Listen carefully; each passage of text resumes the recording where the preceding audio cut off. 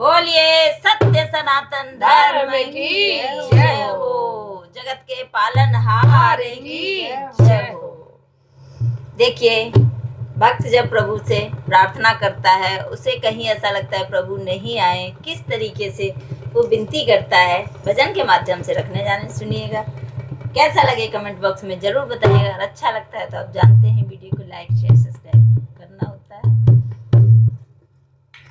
आप आए नहीं और सुबह हो गई, आप आए नहीं और सुबह हो गई।